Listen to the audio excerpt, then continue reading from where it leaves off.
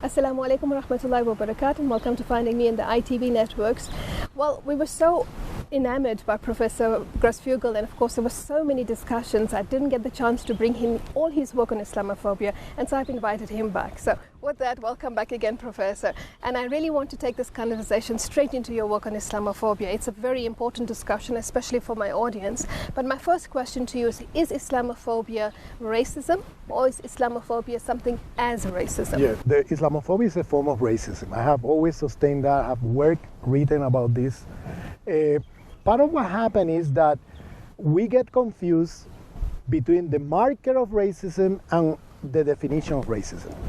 For example, we take color racism has been so fundamental in the modern colonial world, okay, that we tend to think that the definition of racism is about color. We forget something previous to that, which is that color is a marker. Color is not the definition. So in colonial history, you have many markers. You have markers that pass through religious identity, ethnicity, color of the skin. They have used different markers to racialize people. Even humanity, the humanity of a person.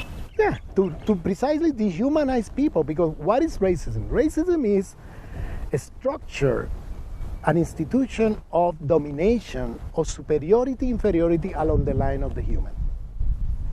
Structure of domination, an institution of domination, superiority, inferiority along the line of the human. If you're above the line, you're human. If you're below the line, you're non-human. You're animal-like. How do you mark that? There are many ways to do that in colonial history. Some places they use religion, identity, religious identity. Other places they use color. Other places they use ethnic identity. Other places they use language. I mean, they have used many markers to dehumanize populations, you see? And that's what racism is about. It's about pushing whole population below the line of the human and making them animal-like. Once you make them animal-like, then they justify violence. They justify super exploitation. That's why racism is such an important structure of modernity. When modernity has been built on the shoulders of enslavement, colonialism, and super exploitation of people, they have passed below the line of the human. But what we should pay attention to is to the definition, not to the marker. And what happens is that we get caught in the marker and lose sight of the definition. You see? So the definition of superiority, inferiority along the line of the human can be marked through color, can be marked through ethnicity, can be marked through religious identity, etc. So in that sense, Islamophobia as a marker that is going to produce a line where some people are above the line of the other people below, where Muslims are put below the line of the human, savages, barbarians, all this stuff with the terrorist argument, okay, is a form of racism, you see? Even though it's not using color, yes, it's using a religious identity. So that's why I'm calling attention to this, despite the fact that color racism is still very strong and it's still there, and it's one of the most important forms of racism in the world, marker of racism. But look, the Irish in colonial history were racialized by the British, you see, but they couldn't use color because they had the same color. What did they use? Religious identity. The Catholics and the Protestants. And when you read the narrative the British used about the Catholics, it was similar to the narrative they were using about blacks in the Americas or in Africa, you see, or similar to the narrative they were using about Muslims or about indigenous people, you see. So, so these are things we need to pay attention to, because part of what they do with these different markers is divide and rule, you see. It's divide and rule. You lose sight that this population is also racialized but in a different way with other markers than this other. And the fact that people are racial in different ways, then people cannot talk to each other because they think that, oh, these people are, different from me. I mean, they're not living what I'm living, that kind of thing. And then you fall into the traps of what some people call the Olympics of oppression. The Olympics of oppression. Who is the most oppressed? And then you can never work together to fight white supremacy if you're fighting each other for the Olympics of oppression. You see?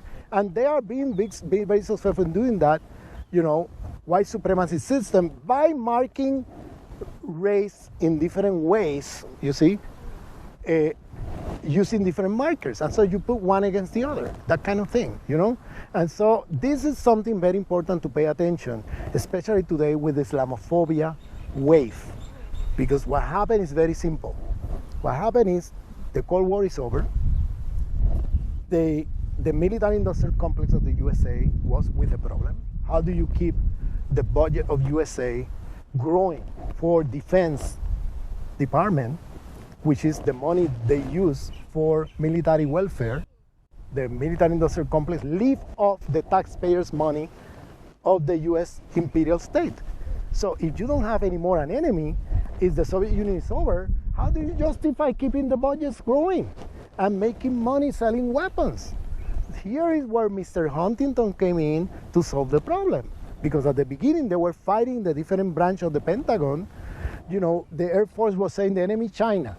Of course, if the enemy China, the Air Force will have the big piece of the pie. Okay? The Navy was saying, no, it's the drugs coming from South America through the ocean. And then the Navy was screaming.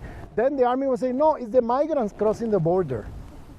And they were fighting each other about who is the new enemy. And of course, they were fighting about who has the biggest piece of the pie. Here comes Mr. Huntington, Clash of Civilization book, and say, hey, calm down, I have the solution. Perfect enemy. Everybody will be happy now. We divide the pie in 3 pieces, everybody could participate in this. Who is the enemy? The Muslims. They are the enemy. Clash of Civilizations. And here comes the narrative of Clash of Civilizations. When in fact, I said before in one of the programs that there's no such a thing as different civilizations. We're under one Western civilization. Yes. There's no anymore, they destroy Islamic civilization. Why is Mr. Huntington talking about clash of civilization? Okay, there's no clash of civilization. So the next point was, and the next problem they were facing was, how do you justify a war against Islam or Muslims when Muslims are not attacking you? Here comes 911, okay? And I prefer not to even go there because we will be 3 hours discussing 911. But there is a citizen movement in the USA of American citizens calling for a new investigation because the loopholes of the investigation that they are so big that there's the a lot of whole evidence 911 is put into question. If this was an inside job and not a foreign attack, because there are many reasons. I don't want to go there, but watch. There are many documentaries online that you can check. One is 911. One is called Zero Column: An Investigation into 911. Check that in the YouTube. Check this. Just look at the questions raised by this documentary. You don't have to conclude X or Y. Just look at the questions. Given the narrative USA have presented about what happened, check that documentary and ask yourself, what is the truth here? Okay? And this is where, independently of what happened and who did it, the reality is that this has been the event they have used to justify the thesis of Huntington, of Clash of Civilization, war on terror against Muslims fundamentally, to justify the increase in the budget of the USA, okay, of the budget of the military budget. And now the budget of USA, after this war on terror, after the invasion of Iraq, killing millions of people and civilians there, after the invasion of Afghanistan, killing millions of civilians there, okay, now the budget had, multiplied, Traveled, I'm sure. and tripled from the times of the Cold War, okay? And it keeps growing because it's a never-ending war. War against terror, what is that? When is that going to finish? They keep going and going and going. And part of what they're doing is using and financing groups. And this I said in another program, how they militarily and economically created some of these jihadist moves in an alliance between the U.S. empire, Saudis, and the Zionists, creating all these crazy, Islamic fundamentalist group to keep justifying this war on terror and making the Muslim the enemy. This has bring and raised up a whole Islamophobia in the world today that is not new. It's been there since the 15th, 16th century when they were doing the conquest of Al-Andalus. You have Islamophobia. You have Islamophobia in the conquest of Islamic land by the British and the French during colonialism in the 18th and 19th century. So this is not new. What is new is that they're bringing it back with a force, okay, using the war on terror as an excuse. Okay, so we have to go to a break. When we come back, I want you to elaborate on the world political economy and how it also revolves around Islamophobia. So we'll see you after the break.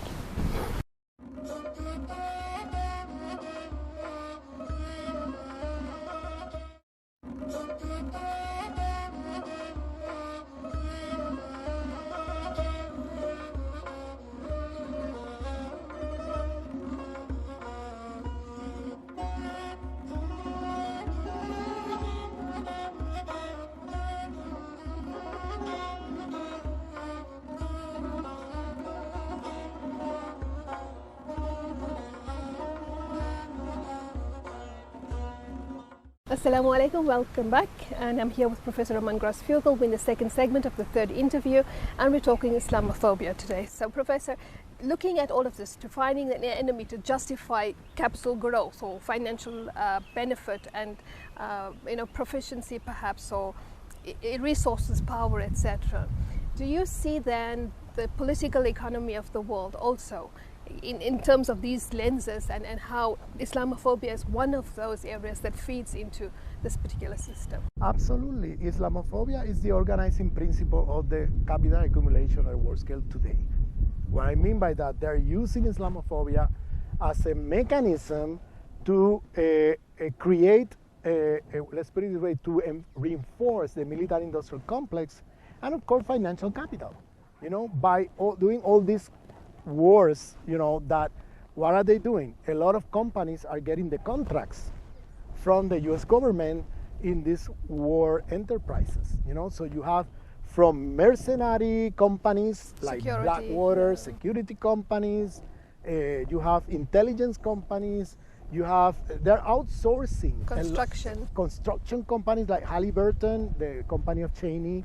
I mean, you have all these different companies living off this war against terror being subcontracted by the U.S. imperial state and getting all these contracts, billions of dollars in profit, not millions, billions. Look at Halliburton. Halliburton went from a company that made $300 million in profit a year to a company that makes more than $3 billion of every year of profits.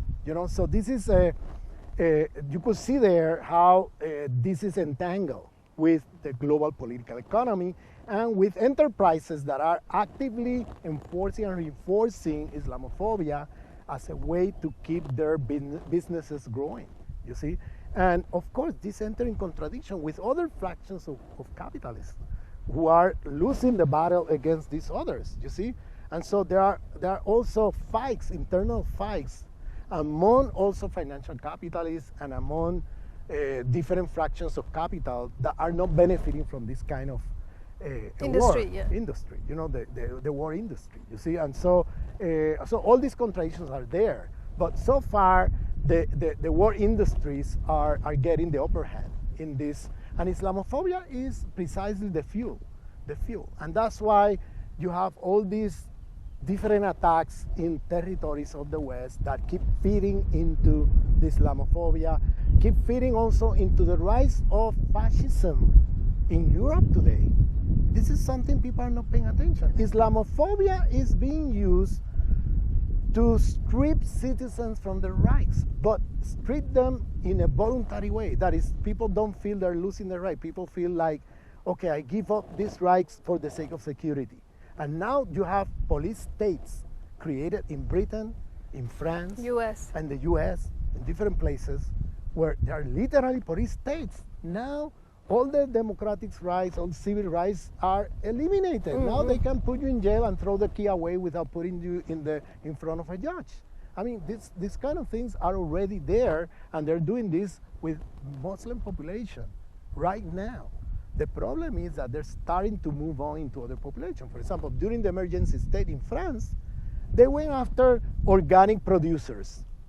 They went after the activists against environmental destruction. Have nothing to do with Islam or anything. Are you serious? Yes, this is happening. Okay, they went. The Prime Minister Manuel Valls is asking one of the constitutional instances of French state if they can put in jail the people classified in a certain way by the Ministry of Interior. And that classification, I don't remember the exact code. It's a code. I don't know, AFD or something like that. People classified like that are activists. The majority are not Muslims. And they're already thinking about interning them in concentration camps. I mean, this is where, remember that there was a German thinker say, first they went after the Jews, and we stay indifferent. Then they went after the gays. Then they will stay in there. Then they went after the Romas. Then they knock my door. You see, and this is the problem. That once you give up your rights and you create authoritarian police states like they're doing, using as a fuel Islamophobia and war on terror and that kind of thing, then democracy is over. Then you are into a police state, okay, with authoritarian figures and regimes. And this is what is happening right now in the West. Right now. Much of what you're saying reminds me of something that I read. I think Professor Lewis Gordon spoke about it, where he said that Aimé Césaire, I think, developed the whole notion of Hitlerism, where he said that the marker of violence amongst the Europeans is usually, they refer to Hitler, but they refer to Hitler as the exception and not the norm. But Césaire and Fanon said, no, excuse me, Hitler is actually the norm, not the exception, because what happened with Hitler was a returning of the violence from the colonies. Right. And so you're seeing this now, that the returning of the violence from the colonies within their own states. Yes, the same thing they did in Guantanamo, the same thing they're doing in Iraq, you know, of putting their, let's put it this way, exceptional states, you know, states of exception. Now they're doing it inside their country with their own citizens. Right. This is a boomerang effect of colonialism, or in this case, neocolonialism, that Césaire spoke about. Now you have you know, the boomerang, what you're doing elsewhere is coming back to haunt you. You know, and Hitlerism is that. Hitlerism is all the methods of colonialism that Europeans did with non-European people, now coming back to haunt Europeans, and suddenly one morning, they wake up with someone, in this case a German, telling them, oh, you know what, I'm the superior race, you are the inferior race. And now I'm going to enslave you and colonize you. And here comes the Nazis and Hitler colonizing the rest of Europe in the name of a superiority of race. Where is that coming from? That's coming from colonial history. That's what the French, the British, the Belgians, the Dutch, the Spaniards were doing to the rest of the world, you know, and the Germans. They were doing this to the rest of the world. What happened with Hitler is that he started doing with other Europeans. That's what they don't pardon. That's what they don't pardon Hitler from doing. They have no problem if Hitler would have done this with Africans, if Hitler would have done this with Asians or Latin Americans. They would celebrate Hitler because they were doing the same. In any case, they would be competing with Hitler to who do it better and who control more territory. The problem was that Hitler did it with the Europeans. Did it with them. And with white people. With the other white people. And that's when they then went into crisis. And that happened for 4 years, okay? Now, we've been living Hitlerism for 500 years. And this is what they don't see. That colonialism is Hitlerism for 400 years. You see? And the result of that, you cannot erase in a matter of 1 year or two, or by abolishing apartheid. No, you need, this is a struggle, because the structures put forward by apartheid, colonialism, imperialism are still with us. We haven't decolonized from that. And that's why that's the next step. We need a second decolonization of Africa, Latin America, and Asia. That second decolonization goes beyond the first decolonization. The first decolonization was about The administration. administration, eliminating these institutions, etc. The second one has to be more profound and has to address all the levels where colonialism touched, including the spiritual, the epistemic, the pedagogical, the institutional, the economic, etc. We have to go into all the levels to eliminate apartheid, colonialism, and imperialism from our life. Okay, now I want to ask you two questions and then you can answer them. Considering that this is such extensive work, the first question is, because you're challenging such a superstructure, is it possible that this decolonialism might become violent? And secondly, to bring it back home, to bring it to South Africa, moving from Islamophobia to xenophobia, how do I understand the context of xenophobia? Okay, the problem is that part of divide and rule is also to make people who are oppressed and subordinated to think that the oppression is due to some other brother and sister that are also oppressed and subordinated by the same powers. And then suddenly, instead of you channeling your discontent against the white power structure, against the capitalist system, against the domination of imperialism, Eurocentric, etc., you're channeling against someone next door that is living the same devastation you're living. And they love to do that because it's perfect. Instead of you fighting them and the power structure, you're fighting your brother and sister next door. And this is where the xenophobia, Islamophobia, all these things come in. And color racism, etc. But you could have it vice versa. You have Muslims looking at blacks as inferior because they are of color. You have blacks looking at Muslims as inferior because of religious identity, Islamophobia. And then you get people fighting each other forever and never getting together politically to fight back the real power structure is dividing us and killing us, you see? Because in the bottom line is that Western civilization is a civilization of death. That's a strong statement. That's what many indigenous thinkers of the world are always saying. Western civilization is a civilization of death. Why are they saying that? It's not only because this civilization is killing more human beings, has killed more human beings than any other civilization in world history, but it's also because they're killing all life. They're killing all forms of life. They're killing the possibility of life in the planet because they have this technology and this cosmology of the concept of nature that creates a dualism between what is so-called nature and the human. And that dualism made you believe that nature is something exterior to the human. And if you destroy the nature, it won't destroy you. You are exterior to it, you see? And so nature is a means towards an end, you see? It's not an end in itself.